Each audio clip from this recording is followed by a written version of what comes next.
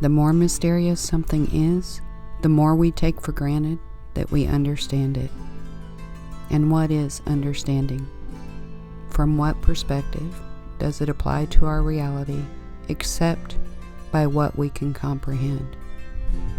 Today I have a few points of thought, and science both, to bring to the table in the hopes of expanding our views and our understanding in the broader reality of who we are. Like all things, it is best to begin at the beginning.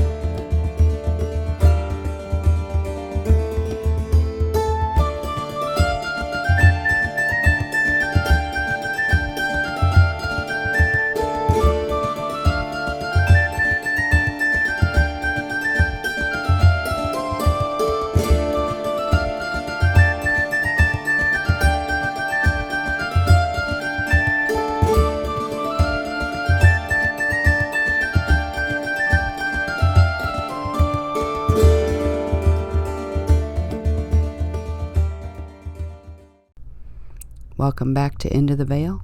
I'm Rachel, and grateful to have you here with me. So in the beginning, there was what is referred to as the Logos. This is otherwise known as the Word, or the principle of divine reason and creative order. The word Logos comes from classical Greek and refers to a universal divine reason, immanent in nature, yet transcending all oppositions and imperfections in the cosmos. We might call it a divine intelligence. It is an eternal and unchanging truth, present from the very moment that the divine spark touched off creation. The Big Bang Theory suggests that the universe spiraled out of an unimaginably hot and dense single point called a singularity, billions of times smaller than the head of a pin. It's been reasoned that eventually gravity would either slow the universe's expansion or contract it in some type of big crunch. But all of the data currently received from Hubble Space Scope indicates that the universe's expansion is actually accelerating, expanding faster and larger as it grows out of the Big Bang. Somehow, there is far more mass in the universe than original physicists had feasibly predicted. They now believe that the universe consists of 4% atomic matter, or what we would call normal matter. 23% of the universe is dark matter, and 73% is dark energy, or what was previously thought of as empty space. But due to beautiful minds like Einstein, we actually now know that what we think of as empty space is not nothing. It has properties.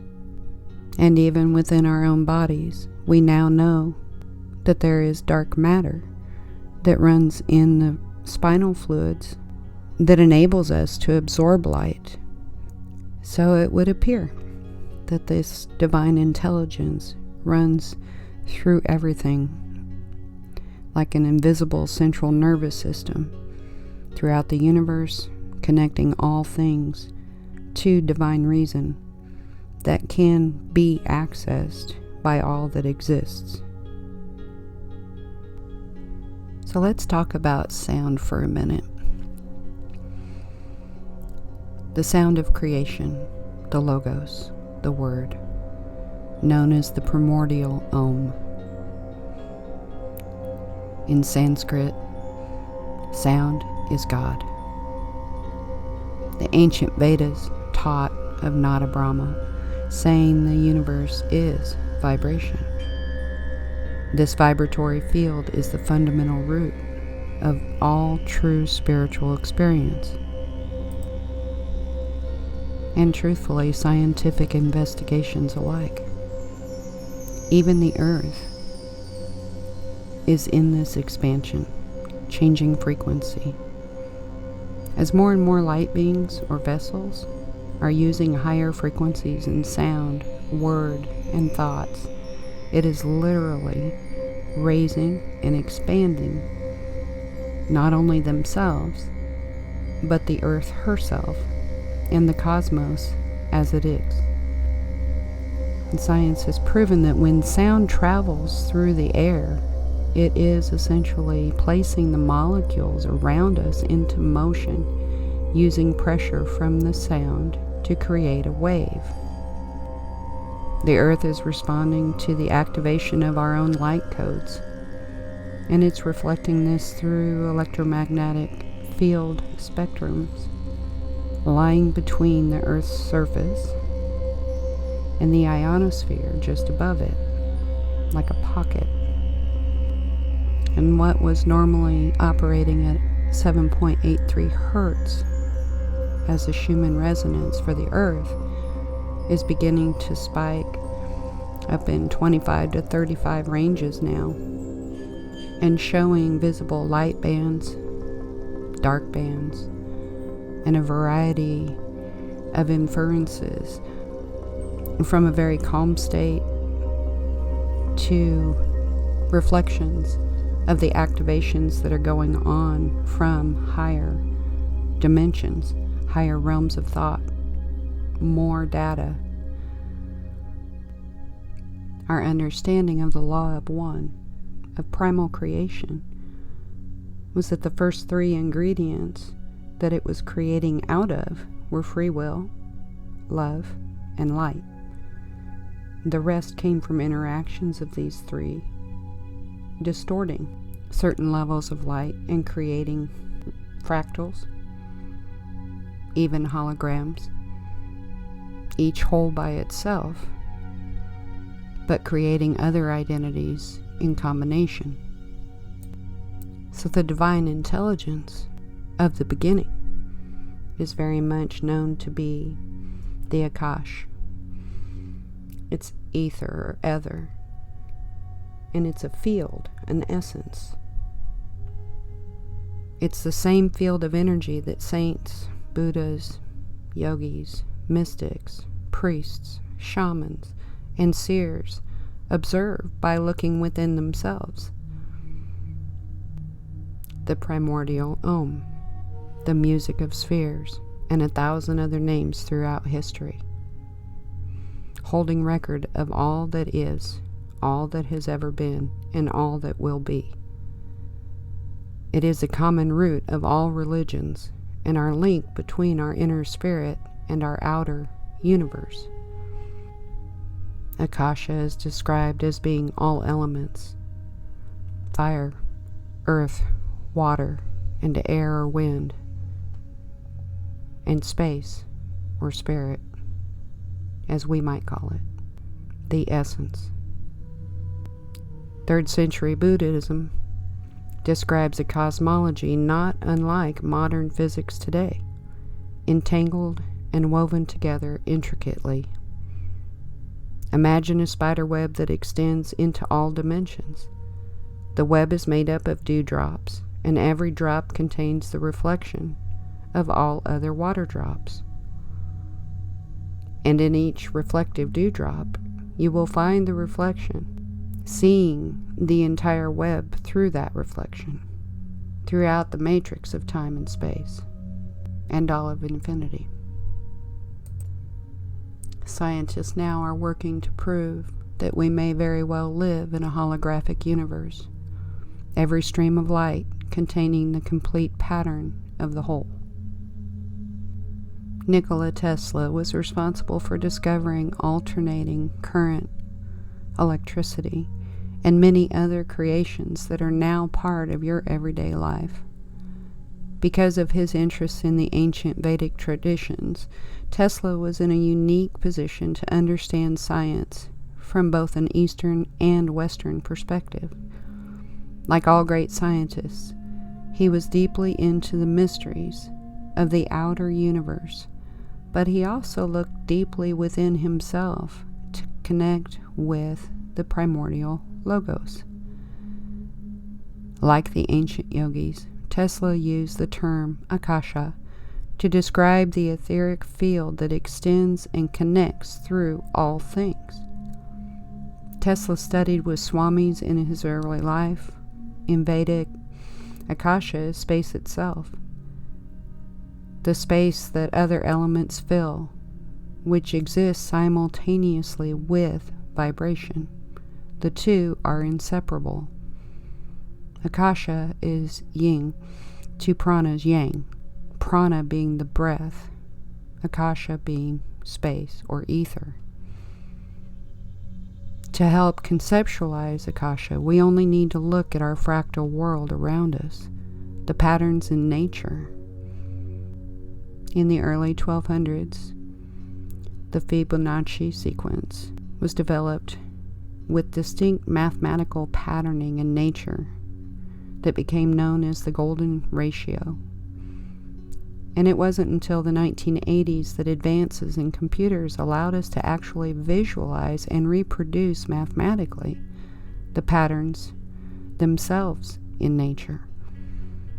The term fractal was coined in 1980 by mathematician Benoit Mandelbrot, who studied certain simple mathematical equations that, when they repeated, produced an unending array of changing mathematical or geometric forms within a limited framework. They are limited, but at the same time infinite. Scientifically speaking, a fractal is a rough geometric shape that can be split into two parts, each of which is at least approximately a reduced copy of the whole pattern. It's a property called self-similarity. Fractals have been called the thumbprints of God. And essentially we are seeing the work generated by the great architect of universal nature itself. For anything to exist, there have already been fractal versions that existed before and after. But in the logos of the universe, all time is now. Therefore, all things exist at the same time, past, present, and future, layer upon layer, only separated by our limited 3D perceptions and linear minds. If you look at some forms of ancient art and architecture, you will see that humans have long associated beauty and the sacred with fractal patterns. Infinitely complex, yet every part contains a seed to recreate the whole. Fractals have changed mathematicians' views of the universe and how it operates. With each new level of magnification, there are differences from the original. Constant change and transformation occurs as we traverse from one level of fractal detail to another. This transformation is the cosmic spiral, the embedded intelligence of the matrix of time and space. Fractals, also, are inherently chaotic. When our minds recognize or define a pattern, we focus on it as if it is a thing. We try to find the patterns we see as beautiful, but in order to hold the pattern in our minds, we have to push away the rest of the fractal. In essence, our limited 3D perspective only allows us to see one layer at a time. That is, until we begin elevating our vibration and perspective awareness to align with the vibration of the Logos, universe, or grand architect, if you will. To fully comprehend a fractal with the 3D senses is to limit its movement. All energy in the universe is neutral, timeless, and dimensionless. Our own creativity and capacity for pattern recognition is the link between the microcosm and the macrocosm, the timeless world of waves and the solid world of things. I find it interesting that there are two conditions that are becoming more and more common in humankind. One is called apophenia, which is basically interpreting patterns in meaningless data, using visual, auditory, or some kind of data set to create a specific pattern. Pareidolia, which we're probably more familiar with, focuses on visual information. Science would tell us it's not there. But it's also said that we cannot perceive anything that does not exist, quote, somewhere. So my question is, are we beginning to utilize our ability to translate the photons that it atmospherically exist through the camera of our eyes, through our senses? Because I believe we actually have dozens, if not a few hundred, senses that have not been active in us beyond the 5 senses that we have used, or 6, on a regular basis. So detecting light as data that exists in our surroundings, if light is information, then there are molecules of information in the very light and in what we perceivably cannot see. So are we detecting light in our surroundings in the same way that our eyes adjust to darkness and we can perceive light in that? Or even putting a blindfold on, having our eyes shut in a dark room, we still pick up on light. We have never known true darkness if we have had sight of any kind. So with that said, I just have to ask, although there are some cases that I am sure are blatantly apophenia or pareidolia, I also have to ask, to be fair, are we beginning to perceive dimensionally what exists in ways that before now, or even now, do not conform to what we know to be our 3D reality? So that's not to say they are real or not real. I know what my experiences have been. You all know what your experiences have been. But our ability to understand fractal, our ability to understand refractions of light, and our ability to create patterning in that is very specific. And I believe it's for a very high purpose once it is properly developed. Our observations are an act of creation through limitations. We are inherent in thinking that we are creating the illusion of solidity by labeling and naming things. The philosopher Kierkegaard said, "If you name me, you negate me. By giving me a name or a label, you negate all of the other things I could possibly be. You lock the particle into being, a thing, by pinning it down and naming it. But at the same time, you are creating it, defining it to exist." Creativity is our highest nature, and with the creation of things comes time, which is what creates the illusion of solidity. Advanced meditators know that in the stillness lies the greatest power. It is the 0 point on our internal compass that allows us to be pointed to true north. Buddha had yet another term for the primary substance when he termed the word kalapa, which are like tiny particles, atoms, wavelets, that are arising and passing away trillions of times per second. Reality, in this sense, is like a series of frames in a holographic film moving very quickly so as to create the illusion of continuity. When consciousness becomes perfectly still, the illusion is understood because it is consciousness itself that drives the illusion. There begs the question, am I dreaming the dream, or is the dream dreaming me? Thank you for being here. If you found anything of value, please do like, share, and subscribe, as I'd hope to see you again. I hope you will all stay blessed, and I will see you on the next one. Bye-bye.